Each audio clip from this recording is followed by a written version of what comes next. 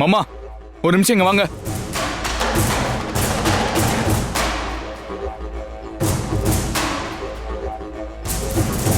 என்னடா தெய்வானி என்ன சொன்னீங்க? உங்களை தான் கேக்குறாரு. மாடியில என்கிட்ட எவ்வளவு பேச்சு பேசுனீங்க, இப்ப பேசுங்க. அது என்ன தெய்வானைய பார்த்து சகுனின்னு சொல்லிருக்கீங்க? உங்களை என்னைக்காவது நான் மரியாதை இல்லாம நடத்திருக்கேனா? இப்பதான் புரியுது. மணிகண்டன் மாதிரியே உங்களை தூரமா வச்சு பார்த்திருக்கணும். ஏய், என்னடி நடக்குது? எதுக்குடி வல்லவனை நிக்க வச்சு சரவணன் கேள்வி கேட்டுட்டு இருக்கான்?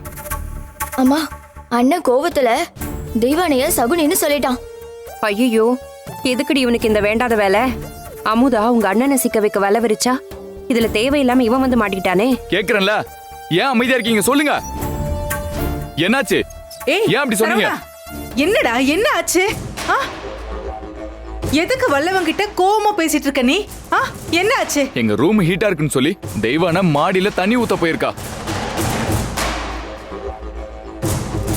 கபிலன் மாமா படுக்கிற இடம் நீ எப்படி தண்ணி ஊத்தலான்னு இவரு சண்டை போட்டிருக்காரு.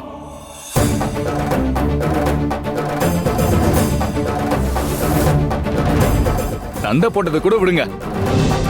கபிலன் மாமா படுக்கிறதுக்கு வேற இடம் இல்லையான்னு கேட்டதுக்கு தெய்வானைய சகுனின்னு சொல்லியிருக்காரு.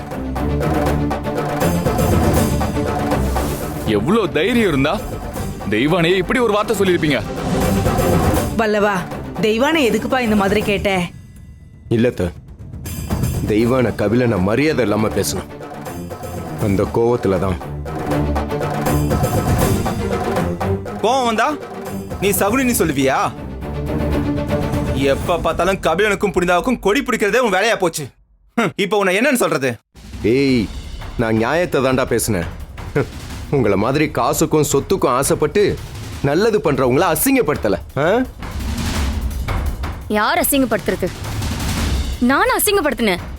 பின்ன நீதான் அசிங்கப்படுத்தின. கபிலனை மாடியில படுக்க வச்சா உங்களுக்கு என்ன வீடா இல்ல? உங்க வீட்டுக்கு கிளம்பி போ நீ தானே சொன்ன. ஐயோ, ஹேய், அண்ணி சொல்றதுல என்ன தப்பு இருக்கு? அதுக்கு அவங்கள அப்படியே ஒரு வார்த்தை நீ சொல்லுவியா?